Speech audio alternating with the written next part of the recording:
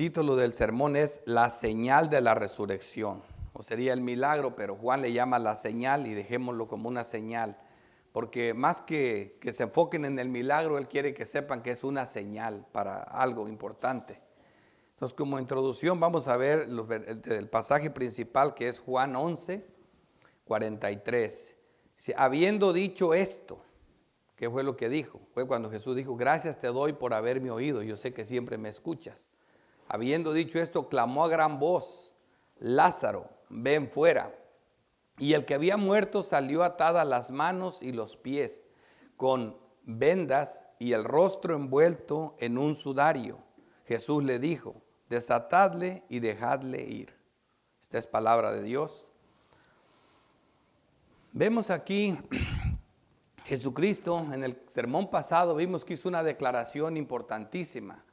Declaró que Él era la resurrección y la vida.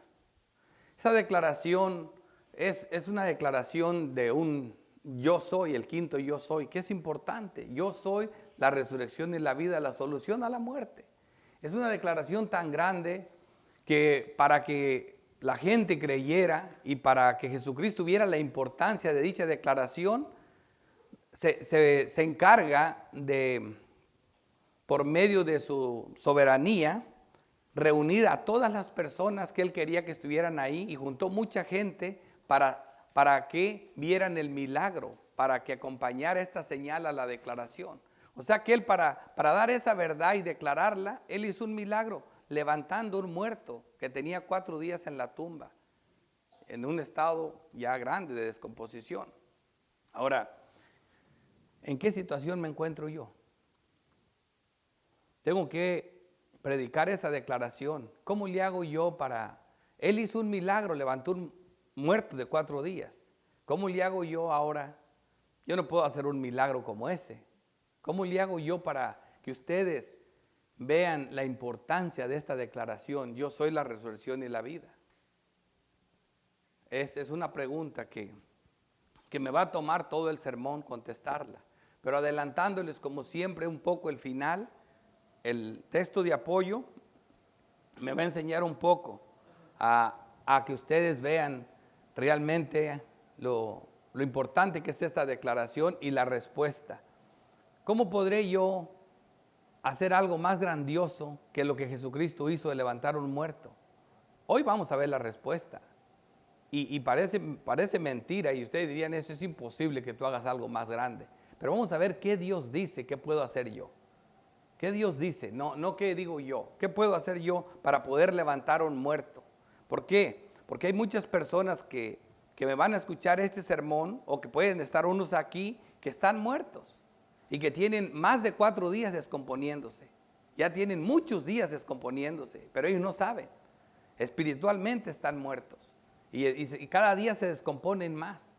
Y mi oración y mi ruego es que hoy, con este sermón, yo pueda levantar muertos. Si no levanto a ninguno, ni aquí, ni a cualquiera que escuche, yo fracasé con esto. Pero la palabra de Dios no vuelve vacía, y espero en Dios que no sea así. Así que voy a continuar. El texto de apoyo que traigo aquí es el Evangelio, es el que da vida, sería la respuesta. ¿Cómo le vas a hacer? Por medio del Evangelio. ¿Cómo vas a hacer algo más grande que lo que hizo Cristo predicando el Evangelio?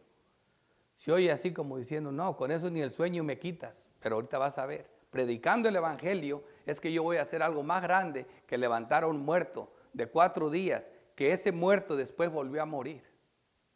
¿Verdad? El Evangelio los levanta y nunca más se mueren, jamás. Segunda de Timoteo, capítulo 1, versículo 9.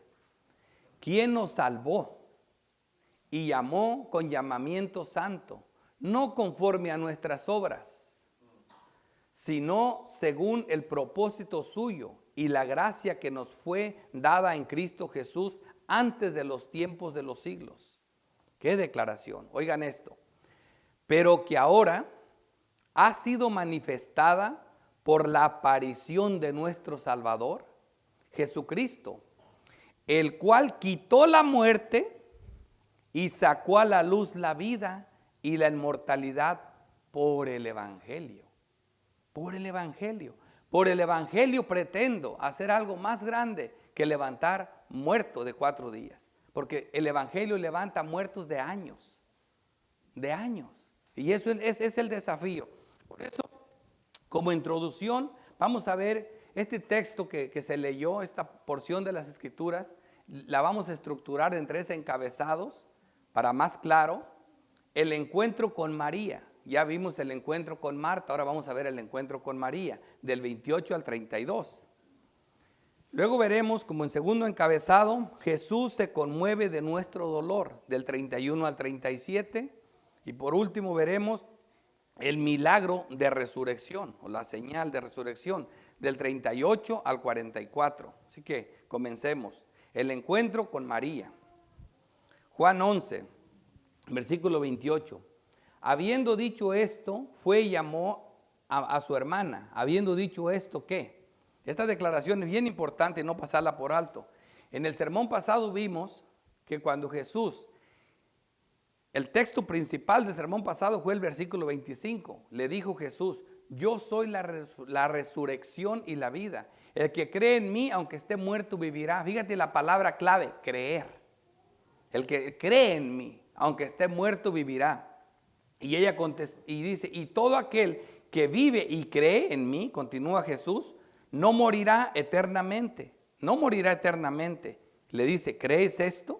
Ella contesta, le dijo: sí, Señor, yo he creído que tú eres el Cristo, el Hijo de Dios, que has venido al mundo.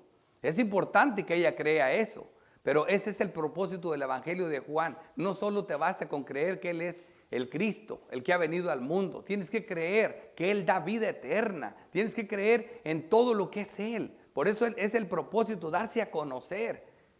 Y aquí en este caso es como el autor de la vida eterna, como el triunfo sobre la muerte. Entonces, así ya más claro le dice: habiendo dicho esto, ya saben de qué estamos hablando, fue y llamó a María su hermana, diciendo en secreto: el maestro está aquí, te llama. Ella, cuando lo oyó, se levantó de prisa y vino a él. Ella fue en secreto, pero ese no era el propósito de Dios, que saliera María calladita y que nadie la viera, ¿verdad? Entonces, los planes de nosotros no son los planes de Dios. Ella va en secreto, pero cuando María oyó esa voz, el maestro está afuera, María, como explosiva, ella pegó el grito, el brinco, se levanta y sale corriendo, ¿entiendes? Y aquellos que dicen, ¿verdad? Entonces, que no fue en secreto, hizo que todo el mundo la siguiera, que es precisamente el propósito de Dios. Le dice: vení y ve, esta es la maravillosa oferta de salvación. Cuando vemos aquí que dice: y fue llamado a María su hermana, diciéndole en secreto: el maestro está aquí y te llama. Ella, cuando lo oyó, se levantó de prisa y vino a él. Vino a él. Eso es lo importante. Esa es la cosa más importante. Todo un sermón que se basó de Juan 1, prediqué acerca de lo importante de conocer a Cristo. Y solamente en su presencia, solamente a sus pies podremos conocerlo mejor. Como lo vamos a ver ahorita.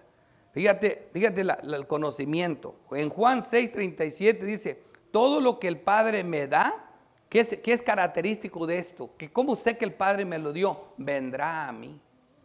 Vendrá a mí. Y el que a mí viene no lo echo fuera. Si ya viene, ya me lo dio el Padre.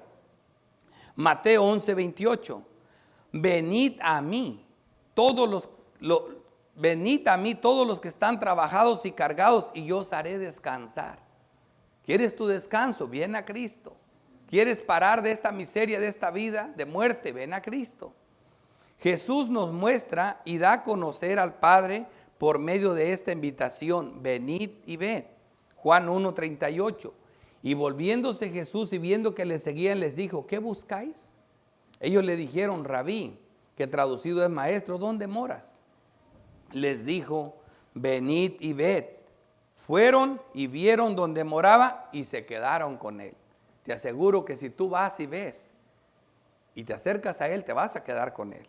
Esa es la oferta del Evangelio. Versículo 30. Jesús todavía no había entrado en la aldea, sino que estaba en un lugar donde Marta lo había encontrado. Se quedó en el mismo lugar. Según los estudiosos del Evangelio, creen que estaba muy cerca del sepulcro. Yo creo también. Estaba preparándose antes de entrar en escena, hacer el milagro grande. Entonces estaba muy cerca ya del sepulcro y ahí mismo lo encontró María, donde lo dejó Marta. Versículo 31. Entonces los judíos que estaban en casa con ella y la consolaban, cuando vieron que María se había levantado así, deprisa, y había salido, la siguieron diciendo, va al sepulcro a llorar ahí. Esto nos dice importante algo del carácter de María. Por lo que vemos acerca de María, nos vamos a formar su carácter, estamos formando su carácter, que era más emotiva que su hermana, más afectada por la muerte de su hermano, estaba llorando, lloraba más, que escogió la mejor parte, como nos dice el Evangelio, y fue la que ungió a Jesús también. Estamos viendo la diferencia entre las dos hermanas a las cuales amaba Jesús, a las dos, ¿verdad? Entonces estamos viendo diferencias. Ya vimos algo del carácter de María, estamos viendo ahora el carácter de su hermana. María tenía más teología, pero esta tenía más amor. Marta tenía más prudencia. Marta era una mujer más quehacerosa, más responsable, y esta mujer era más explosiva. Marta tenía mejor fama y esta tenía más mala fama. Versículo 32. María, cuando llegó a donde estaba Jesús, al verle se postró a sus pies. Esto también es interesante, diciendo, Señor, si hubieses estado aquí, no habría muerto mi hermano. Comparemos las dos respuestas, porque parece ser que se dice exactamente lo mismo. Las dos dijeron lo mismo. Señor, si hubieras estado aquí, no había muerto mi hermano. Ninguna de las dos tenía un conocimiento realmente de lo que Jesucristo era. Por eso Él tenía que darse a conocer, porque Él era la resurrección. Pero parece que son igual las respuestas, pero no lo son. Veamos la diferencia. Fíjate, en el versículo 21, Marta dijo a Jesús, si hubieses estado aquí, mi hermano no habría muerto. Dicen ustedes, pues es lo mismo. No. La mayor diferencia se encuentra entre las palabras dichas antes y después de la frase. Por ejemplo, Marta después dijo, más también sé ahora que todo lo que pidas a Dios te lo dará. Teología, conocimiento, ¿verdad? Entonces, y luego dice, Jesús le dijo, tu hermano resucitará. Marta le dijo, yo sé que resucitará en la resurrección en el día postrero. Conocimiento, teología.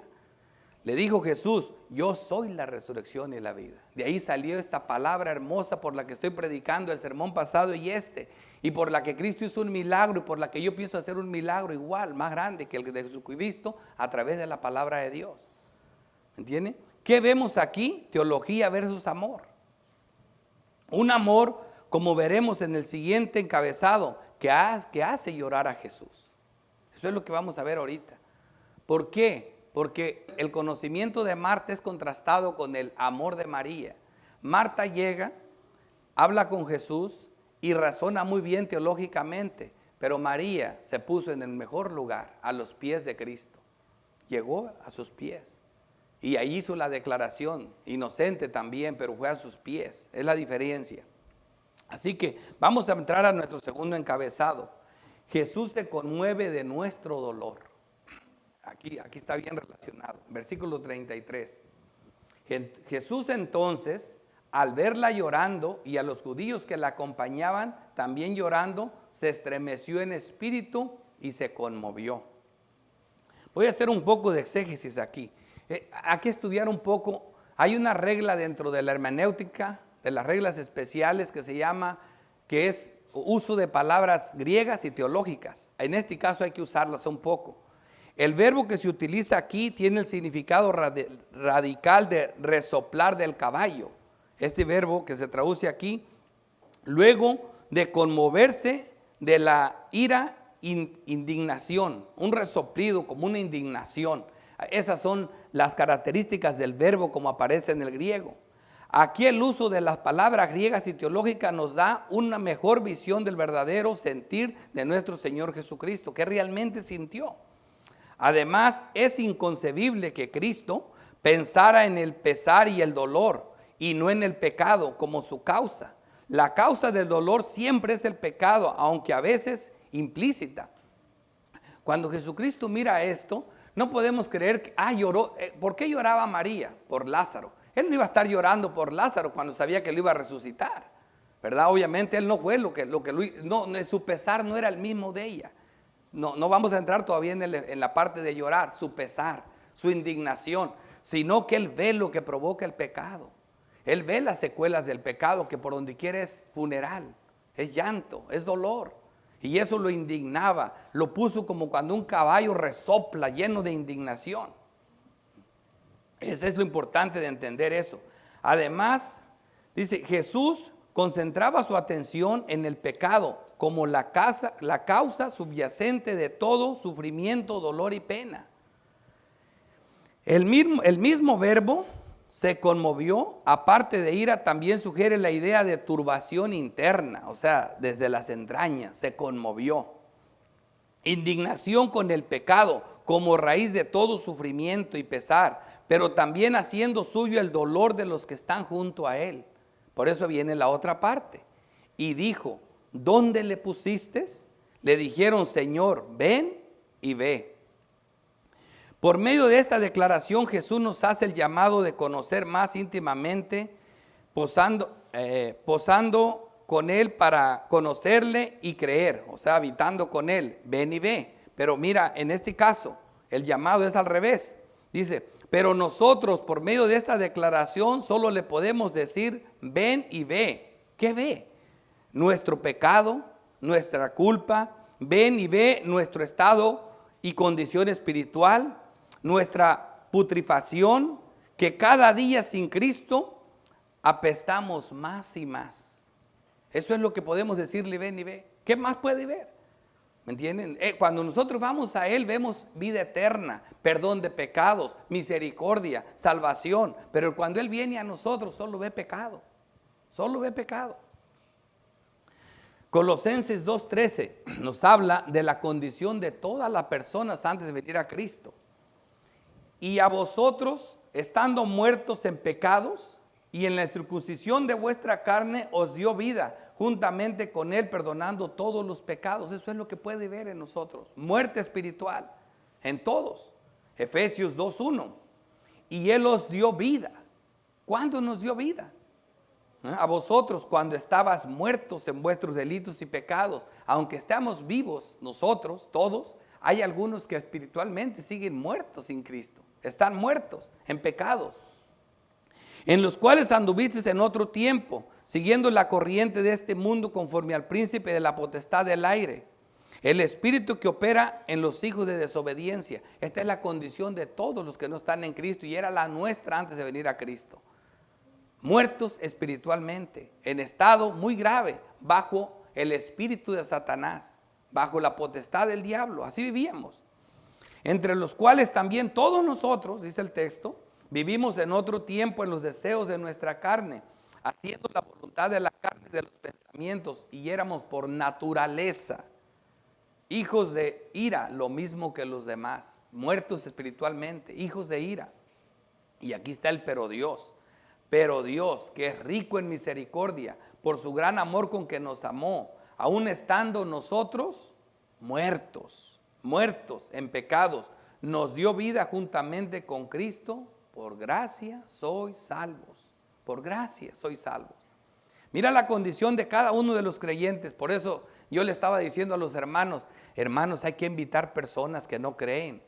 Yo veo que cada domingo venimos aquí, los mismos, pero nunca nos traemos. Voy a creer que no nos visita un pariente, un familiar. Hay que chantajearlo.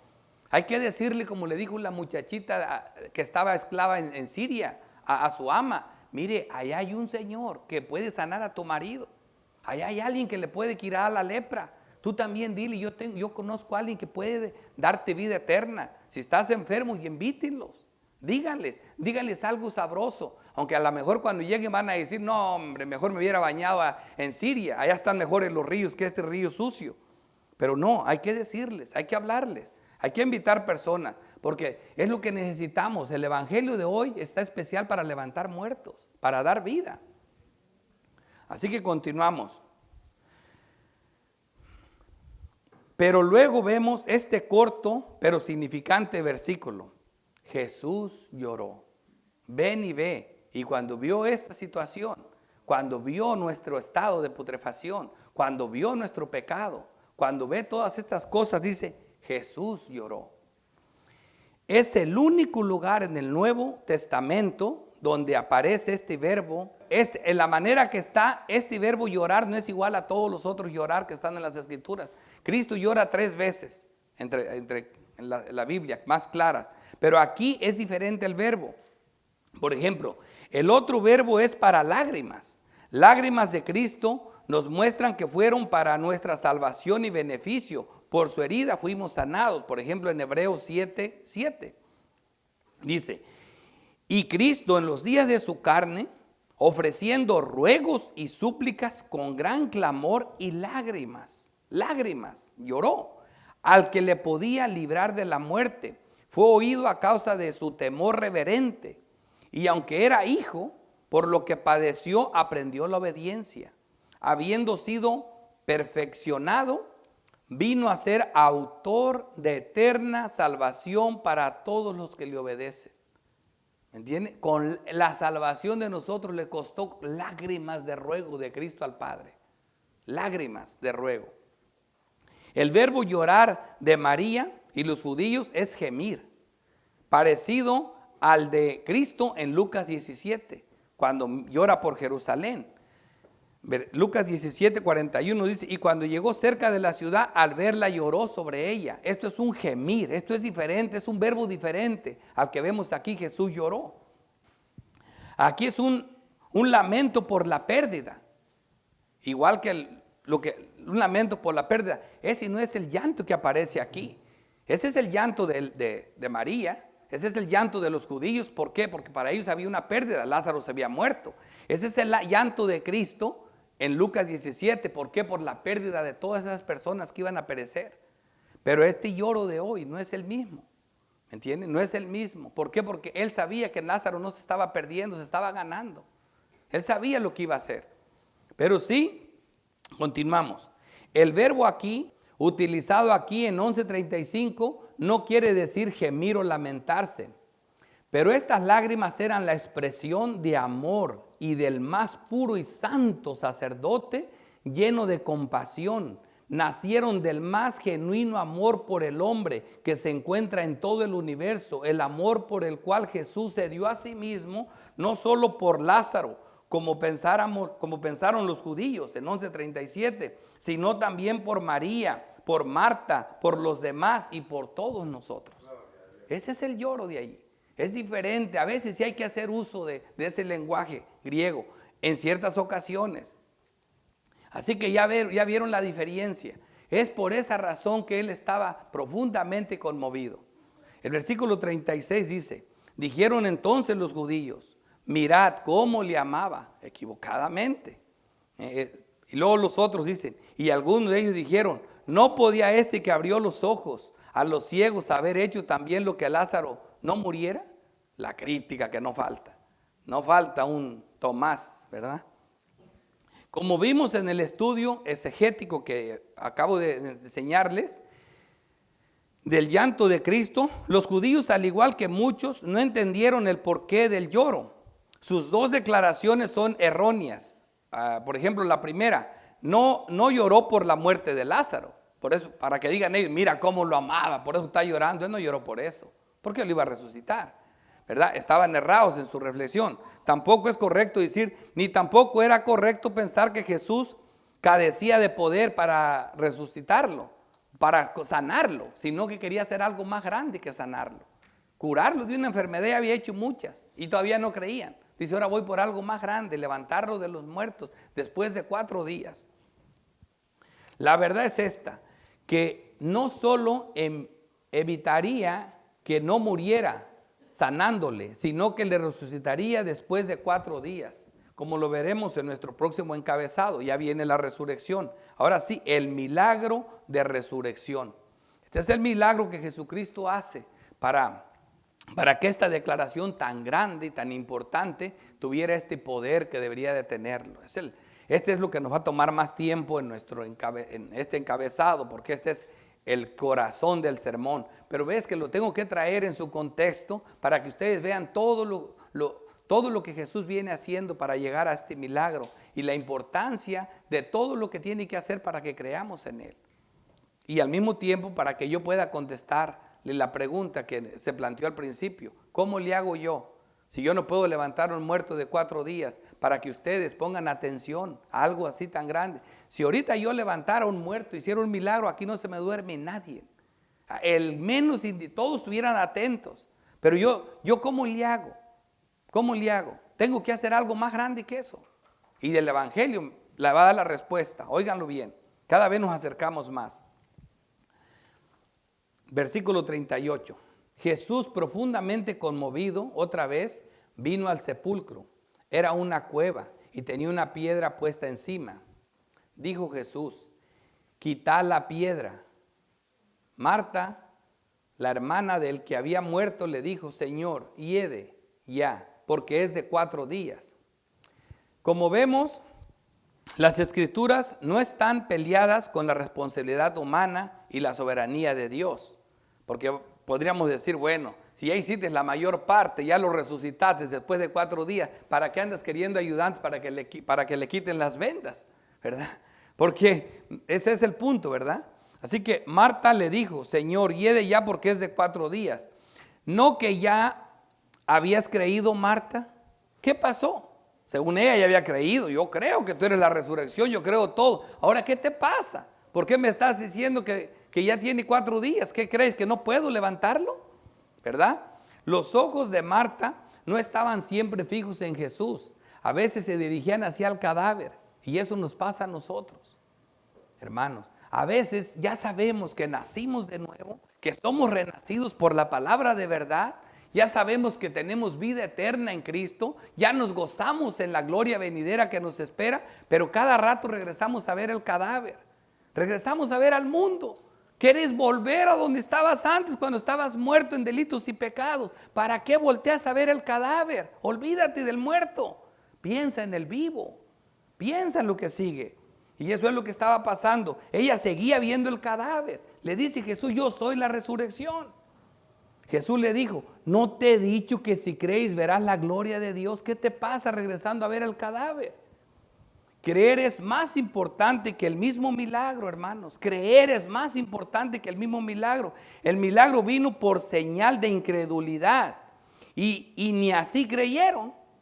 Ni así creyeron. Este texto me va a ayudar mejor. Aquí voy a comenzar. Aquí se va a responder la pregunta. Este texto es increíble. Los evangelios ilustran la doctrina. Los evangelios la ilustran. Y este evangelio me va a ilustrar bien esta verdad, para que vean que hay algo más glorioso que levantar a un muerto de 4 días. No por mi boca, sino por la boca de Dios. Ustedes lo van a escuchar. Vamos a ver. El otro Lázaro me va a ayudar. Lázaro, aquel mendigo, aquel pobre, aquel que comía como los perros de las obras de los ricos. Y la historia de Abraham, Lázaro y el rico. Lucas 16. Este texto fue, yo siempre le he dicho, es el que me convirtió a mí, el que me hizo creer en Dios. Porque este texto te confronta, o crees o no creas. Fíjate lo que hace.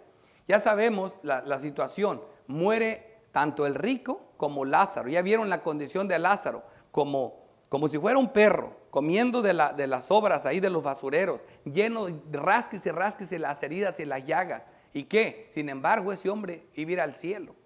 Y luego vemos el rico, con toda su pompa y sus lujos, pero dice: mueren los dos. ¿Y qué ocurre? Inmediatamente después uno está en el lugar de tormento y otro está en el cielo con Dios. Inmediatamente después, eso lo dijo Dios. Y el día que te mueras y me muera yo, inmediatamente después vamos a estar en uno en otro lugar. Inmediatamente después. Y fíjate lo que sigue ahí, es lo que vamos a ver ahora, lo que siguió ahí. Y aparte también les voy a dar otra enseñanza de esto, hermano. La condición de Lázaro de estar ahí como perro, rascándose todo el tiempo, ¿sabes cuál es? Es la condición de cualquier santo, cualquier siervo de Dios, cualquier cristiano que se aparta de la iglesia. Cualquier creyente que de repente ya no viene a la iglesia, se desaparece de la iglesia, pero es un creyente, él va a ir al cielo, les aseguro que va a ir al cielo, pero va a vivir como un perro, rascándose las heridas, las llagas, y los perros le van a lamber los pies. ¿Por qué? Porque Lázaro no tenía una congregación. Lázaro, lo que era el templo estaba corrompido, no había sana doctrina, no había dónde congregarse, no tenía un lugar seguro para compartir. Así que era un creyente escogido por Dios desde antes de la fundación del mundo, pero como vivía fuera de los hermanos, vivía como perro. Así que eso es lo que le pasa a un creyente cuando es expulsado de la iglesia, o cuando es creyente pero no conoce el evangelio. Igual se va a salvar y Dios lo va a traer un día a la verdad. Pero por eso es tan seria la disciplina, pensar que cuando se hace disciplina y una persona es expulsada de la iglesia, va a vivir como Lázaro. Yo no digo que se va a ir al infierno, pero Pablo dice, entrégalo al tal para destrucción de la carne. Entrégaselo a quién, a Satanás, para destrucción de la carne, a fin de que su alma sea salva en el día del Señor. Nadie pierde la salvación, pero si te apartas de la manada, de las ovejas, de donde está el pastor de las ovejas, tu vida puede ser como la de Lázaro. Y sí vas a ir al cielo, pero pasando esta vida tan horrible en la tierra. Ahora sí continúo. Ya tienen el esquema, vamos a verlo. Lucas 16:25. Pero Abraham le dijo, hijo, acuérdate que recibiste tú también en tu vida tus bienes en tu vida, y Lázaro también males. Les digo esto para que no digan, es que para ir al cielo hay que vivir como perro ahí. No se me confundan. No es esa la realidad. No es esa la realidad, dice, pero ahora este es consolado aquí. Muchos creyentes piensan eso. Ya ves cómo le pasó a Lázaro. No, Señor. Cristo dijo, si no ves la gloria de Dios en la tierra, no la vas a ver en el cielo. Aquí se comienza a ver la gloria. Y yo te aseguro que Lázaro aún ahí, con los perros, todavía gozaba más que el rico, aunque parece incierto. Le dice, pero ahora este es consolado aquí y tú atormentado. Estos son los dos destinos, consuelo o tormenta. Tormento. Además de todo esto, una gran cima está puesta entre nosotros y vosotros, de manera que los que quisieran pasar de aquí a vosotros no podéis, ni de allá pasar acá. Habla de dos, nosotros y vosotros, los que están en el cielo, los que están en el infierno. Entonces le dijo, te ruego, Padre, que le envíes a la casa de mi padre. Fíjate lo que hace un incrédulo, un hombre que iba a ir al infierno. Por favor, dile que vaya a la casa. Piensen en los que están en la casa ahorita. Piensen en esos, en los que no vinieron. Piensen en sus hermanos, piensen en sus padres. Porque un día, fíjate lo que está haciendo este hombre. Por favor, diles que vaya a la casa de mi padre. Qué feo es esto. Piensen en eso. Piensen. Dice, porque tengo 5 hermanos. Dice, para que les testifique, a fin de que no vengan ellos también a este lugar de tormento. Es horrible. Fíjate lo que dice. Y Abraham le dijo, oigan esto, a Moisés y a los profetas tienen, oídlos. ¿Qué les dije yo? Yo no tengo un muerto para levantarle, pero tengo a Moisés y a los profetas y a los apóstoles. Eso es lo que yo tengo. Por eso les dije, yo también tengo algo más grande que el muerto. Tengo a Moisés y a los profetas, los tengo para dárselos. Dice, él entonces dijo, fíjate cómo piensa un incrédulo. Un incrédulo necesita un muerto, pero no un creyente. Le dice el muerto, mira, entonces dijo, no, padre Abraham, pero si alguno fuera a ellos de entre los muertos, se arrepentirán. Necesita que se levante un muerto. Fíjate lo que dice Abraham. Mas Abraham le dijo, si no oyen a Moisés y a los profetas, incluyo a los apóstoles, porque en ese tiempo no estaban, si no oyen a Moisés y a los profetas, tampoco se persuadirán, aunque alguno se levantara de los muertos. Este es mi texto principal. ¿Qué estoy diciendo? Si no le creen a la palabra de Dios, que es más poderosa que levantar a un muerto. Yo me sentía tan indigno. Digo, Señor, ¿cómo le hago yo? Tú para que te creyeran levantarte es un muerto, pero ¿qué quieres que haga yo ahí parado enfrente de mis hermanos o de los incrédulos que un día van a ver este sermón predicándoles algo así? Yo no tengo un muerto para levantarle. Fíjate lo que Dios me contestó, pero tienes a Moisés y a los profetas. Tienes la palabra que es más poderosa. Predícala, ese es el evangelio. Yo lo estoy haciendo aquí, predicando el evangelio. La palabra de Dios es más segura que el mismo milagro de resurrección. Mira, segunda de Pedro 1:16. Porque no os hemos dado a conocer el poder y la vanidad de nuestro Señor Jesucristo siguiendo fábulas.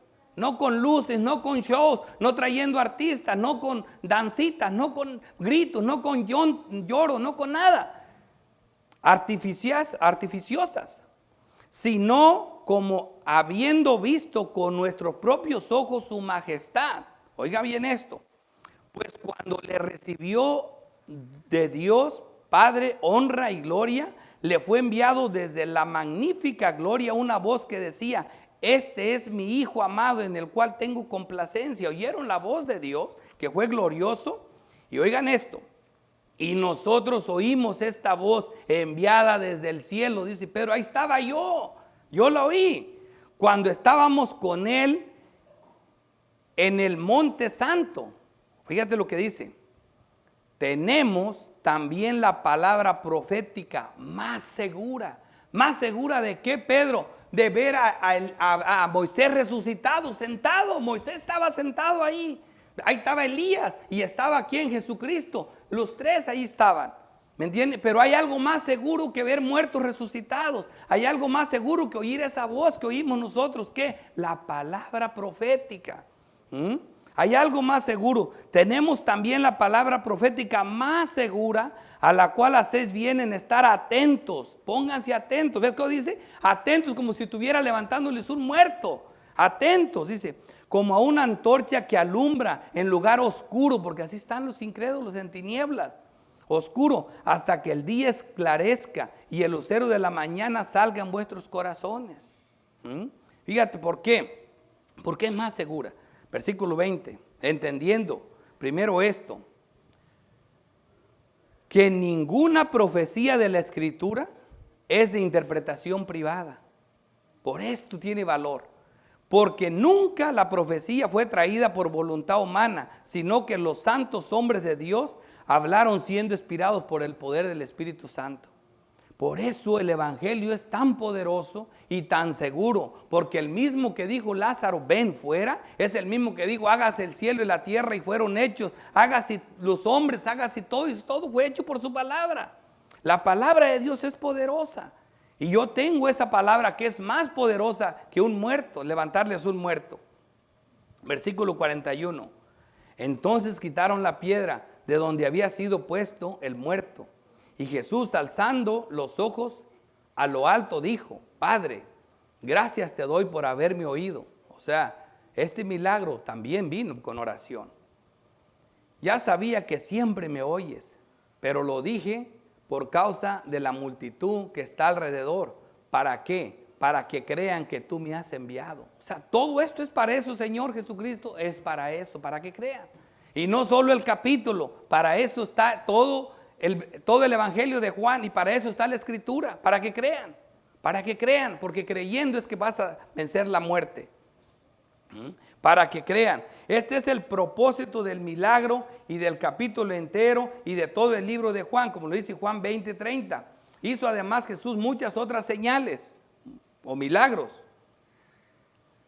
en presencia de sus discípulos, las cuales no están escritas en este libro. Pero estas se han escrito ¿con cuál propósito?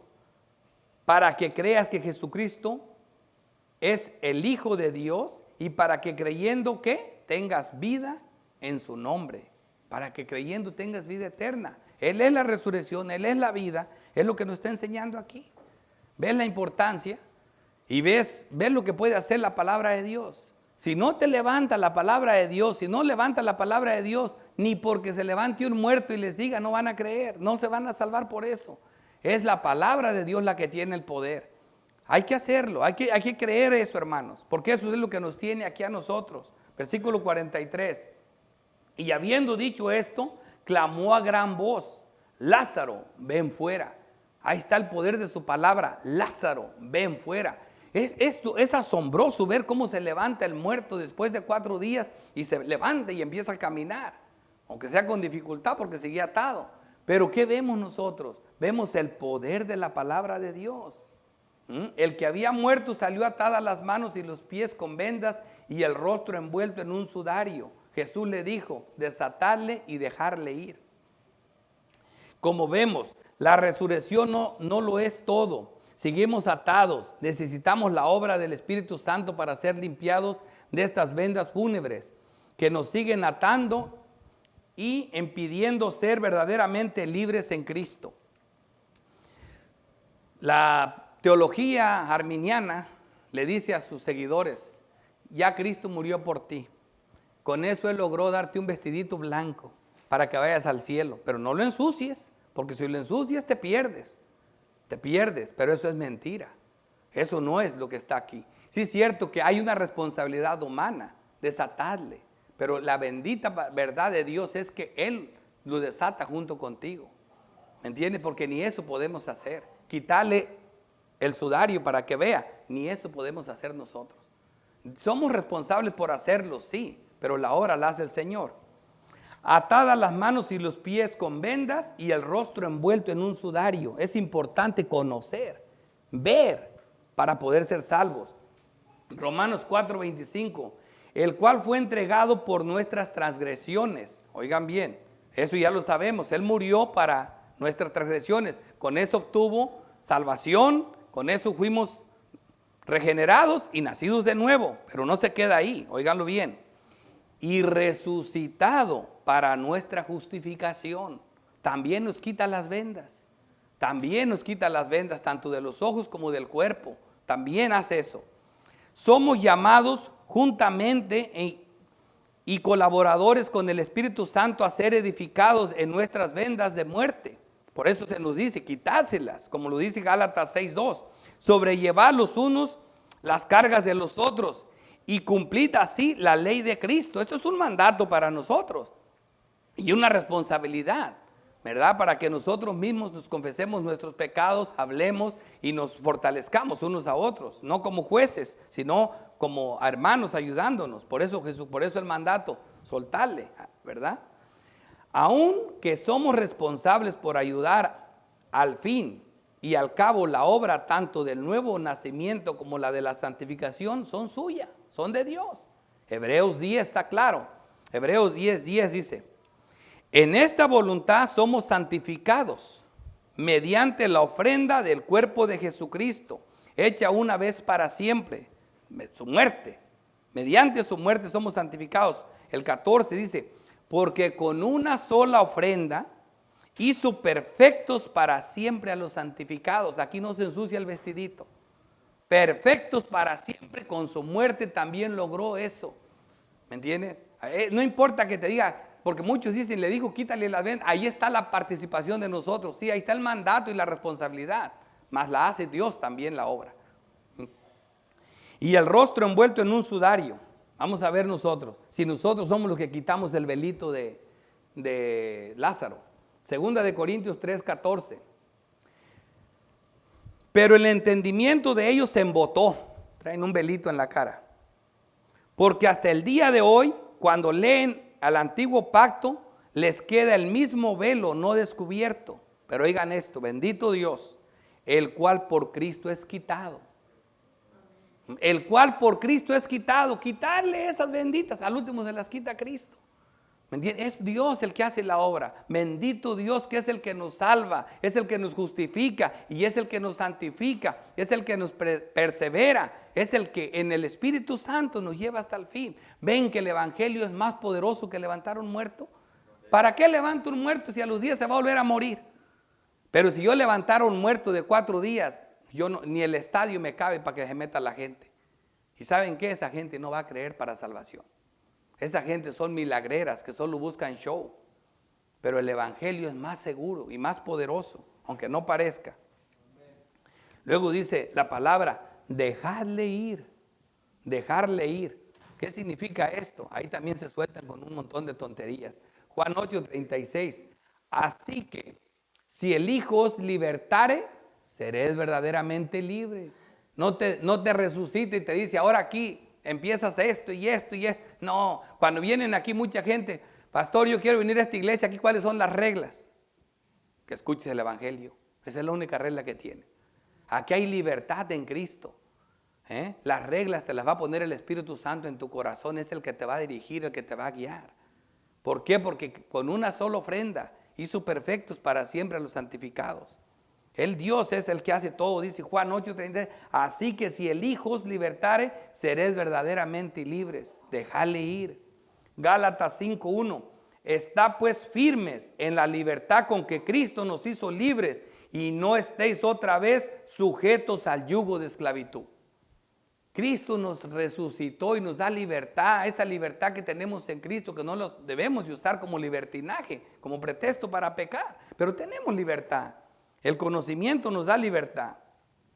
Y por otra parte, veamos, al igual que la declaración, yo soy la resurrección y la vida, juntamente con el milagro de resurrección y la muerte de Cristo, es el tema central de todas las Escrituras. Es el tema. Ya lo vimos cuando les expliqué, yo soy la resurrección, ¿verdad? Y hablé varios temas. Voy a hacerlo otra vez con otros textos. Ni siquiera voy a usar los mismos para demostrarles que este es el tema de las Escrituras. Está en el Antiguo Testamento, se habla de la resurrección, como lo vimos hace rato, cuando Dios dice, yo soy el Dios de Abraham, de Isaac, de Jacob. ¿Qué está diciendo? Hablando de la resurrección de los muertos. ¿Quién lo dijo? Cristo. Job 19:25. Fíjate estos textos. Yo sé que mi Redentor vive, y al fin se levantará, y al fin se levantará sobre el polvo, y después de deshecha esta mi carne, mi piel, después de que me pudra, después de que me muera, en mi carne, en cuerpo y alma, en mi carne, he de ver a Dios, al cual veré por mí mismo, y mis ojos lo verán y no otro. Eso es creer en la resurrección de Cristo. Eso es creer en la resurrección de Cristo. ¿Y qué decían los saduceos? Lo que eran los sacerdotes, decían, ay, pero es que eso está en el libro de Job. A mí pruébamela, le decía al partido fariseo, que eran los teólogos, a mí pruébamela en el Pentateuco, pruébamela en los libros de Moisés. Y allí estaba, lo vimos en Génesis, lo vimos cuando, la mejor ilustración que es cuando, en sentido figurado, dice el libro de Hebreos, Isaac resucita de entre los muertos. Ahí está bien clara. Lo vemos en la declaración que se leyó en la escuela dominical. Yo soy el Dios de Abraham, de Isaac, de Jacob. Yo no soy Dios de muertos, sino de vivos. También estaba en el Pentateuco. Pero ellos decían, pruébándola. Pero no encontraban versículos claros. Nunca los convencieron. Vean la situación del pobre Lázaro, que no era fácil. Esta gente estaba perdida. Job 14:13. Oh, ¿quién me diera que me escondiese en el Seol? Que me encubriese hasta apaciguar tu ira, que me pusieses plazo y de mí te acordaras. Y si el hombre muriere, volverá a vivir. Todos los días de mi edad esperaré hasta que venga mi liberación. Esa es seguridad en la resurrección. Esa es seguridad en la resurrección. Salmo 48:14. Porque este Dios es Dios nuestro, eternamente y para siempre. Él nos guiará aún más allá de la muerte. No es un Dios hasta que dure tu vida. Es eterno y para siempre nos guiará aún más allá después de la muerte. Eso es creer en la resurrección. El salmista en el Espíritu. Salmo 73:24. Me has guiado según tu consejo y después me recibirás en gloria. ¿Ves? Aquí me guías por medio del Espíritu como lo hacemos y después me recibirás en gloria. Vemos la profecía, los profetas, hablando de la resurrección. Isaías 25:8. Destruirá a la muerte para siempre. Y enjuagará Jehová el Señor toda lágrima de todos los rostros. Y quitará la afrenta de su pueblo de toda la tierra, porque Jehová lo ha dicho. Ahí está, bien clara. Isaías 26:19. Tus muertos vivirán. Sus cadáveres resucitarán. Despertad y cantad, moradores del polvo, porque tu rocío es cual rocío de hortalizas, y la tierra dará sus muertos. Esta es palabra de Dios. La resurrección estaba bien clara en el Antiguo Testamento. Y este texto que me encanta, Oseas 6:1. Venid y volvamos a Jehová, porque Él arrebató y nos curará. Hirió y nos vendará.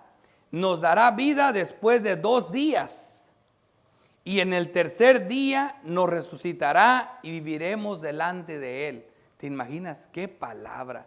Yo me admiro. Hoy es Dios, años atrás. Tú estás diciendo que estas palabras, me darás vida después de 2 días. Porque 2 días fue el ministerio de Cristo. 2 días estuvo Cristo en la tumba y en el tercer día resucita. Y en el tercer día resucitará. Y viviremos delante de Él.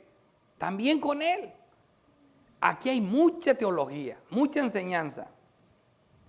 El bien conocido texto de Ezequiel, que lo sabemos mucho, Ezequiel 37:12, por tanto profetiza y diles así, ha dicho Jehová, el Señor, a los huesos secos.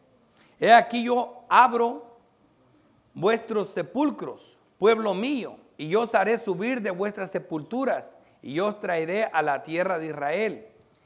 Y sabréis que yo soy Jehová, cuando abra vuestros sepulcros, y yo saque de vuestras sepulturas, pueblo mío, y pondré mi espíritu en vosotros y viviréis. No hay resurrección del Antiguo Testamento, imagínate.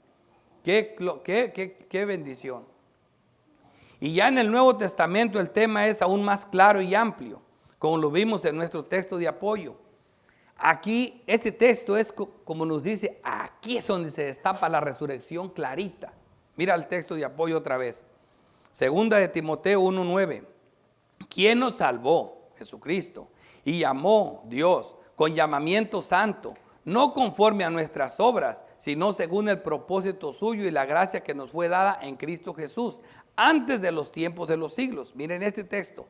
Pero que ahora, no como en el Antiguo Testamento que hay medio oscuro, pero que ahora ha sido manifestada por la aparición de nuestro Salvador, Jesucristo, el cual quitó la muerte y sacó a la luz la vida.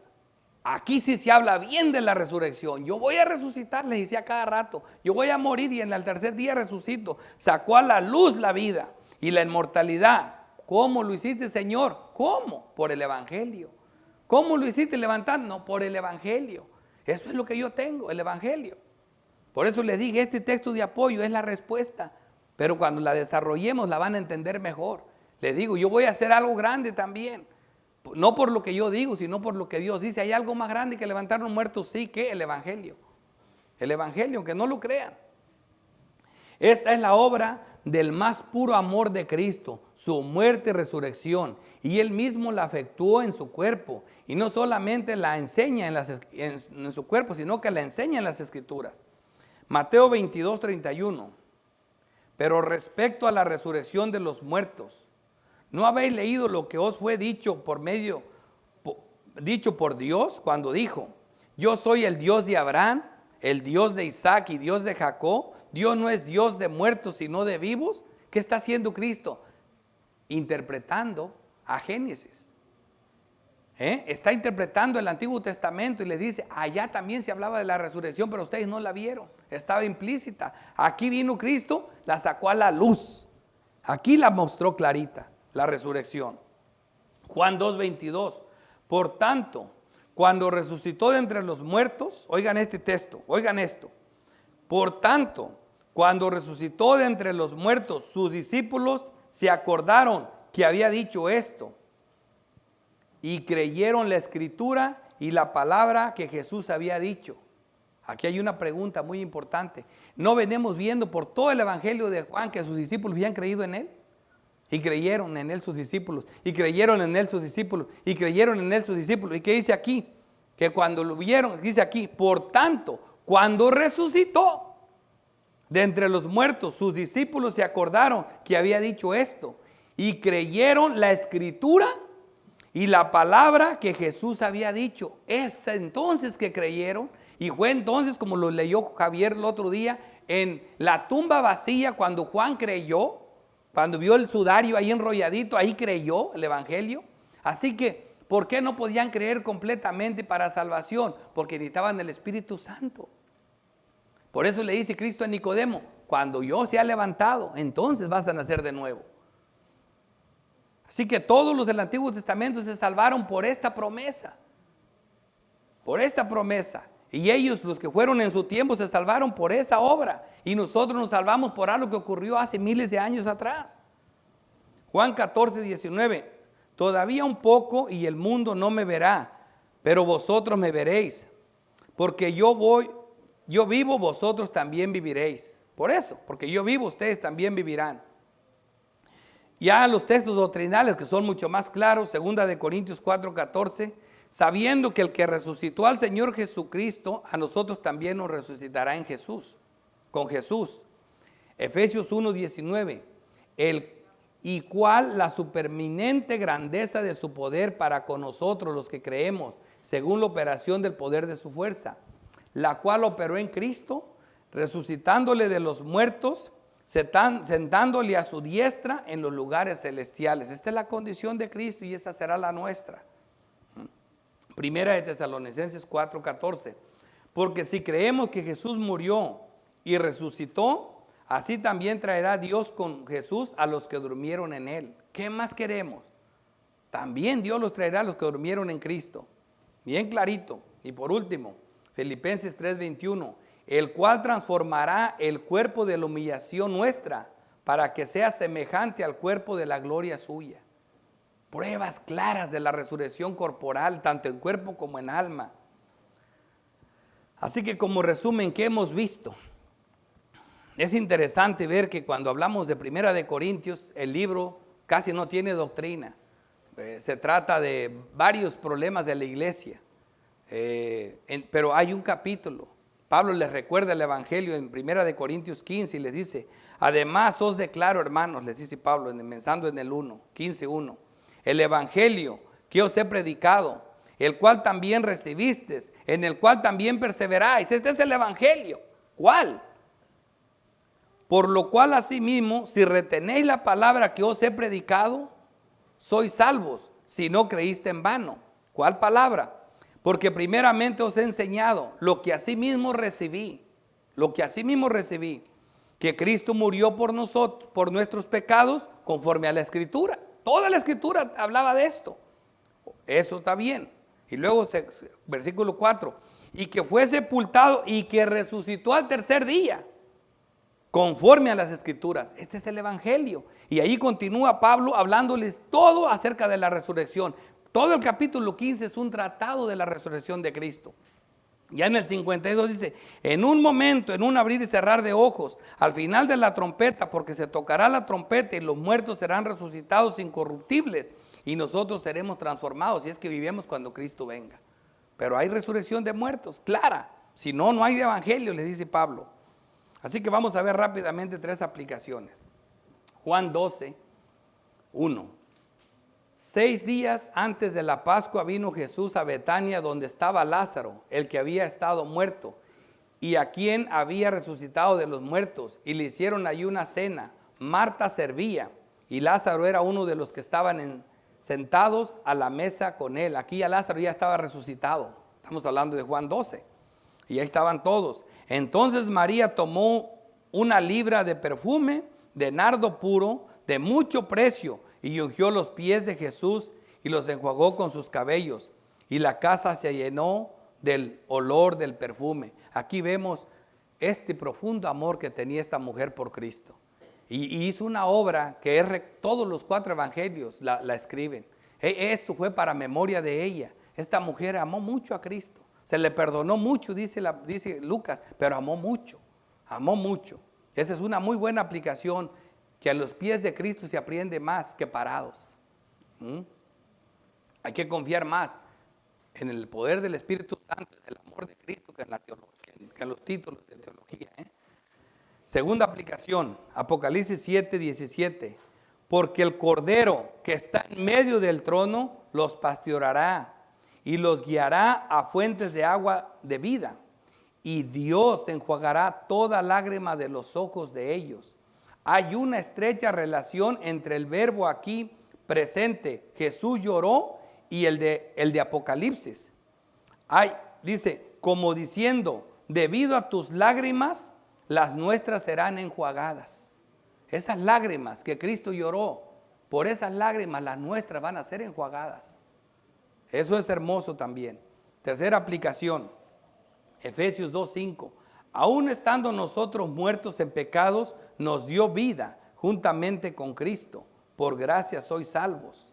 Y juntamente con Él nos resucitó y asimismo nos hizo sentar en los lugares celestiales con Cristo Jesús. Yo no veo otro texto más claro de lo que nos espera a los que creemos en Cristo que Efesios 2.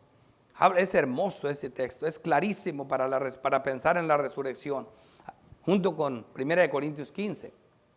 Y por último, a los incrédulos, también el mismo mensaje, el mismo texto da la aplicación. Daniel 12:2. Y muchos de los que duermen en el polvo de la tierra serán despertados, unos para vida eterna y otros para vergüenza y confusión perpetua. Así que ni muerto te escapas de ser juzgado, ni muerto te escapas de resucitar. O sea, los muertos resucitarán para vida eterna en Cristo o para destrucción como el rico y para perdición eterna. Por eso, fíjate lo que dice la palabra de Dios, Juan 5:28. No os maravilléis de esto, porque vendrá hora cuando todos los que están en los sepulcros oirán su voz, y los que hicieran lo bueno saldrán a resurrección de vida, mas los que hicieran lo malo a resurrección de condenación. Siempre será lo mismo. Resurrección, esa va porque va, para buenos y para malos, unos para condenación perpetua y otros para vida eterna en Cristo Jesús. Oramos. Padre bendito, Dios todopoderoso, creador del cielo y de la tierra. Gracias te doy, Dios, por Cristo Jesús, por su muerte, su resurrección, por esa obra de amor, por el evangelio tan poderoso. Yo te ruego, Dios, que tu palabra no vuelva vacía, que levantes muertos, Señor, que levantes muertos para que nosotros oigamos sus testimonios aquí, cuando vengan a hablar de su condición pasada. Levanta muertos, te lo ruego, Dios, en tu poder del evangelio. Ayúdame, Padre Santo, a que este mensaje haya sido entregado. Ayúdame a que tenga el mismo efecto que tuvo siempre tu palabra, porque es poderosa. Te ruego que apliques ese poder en esta enseñanza y levantes muertos de nuestra familia y de cualquier parte del mundo, porque te lo ruego en el nombre de Cristo Jesús. Amén.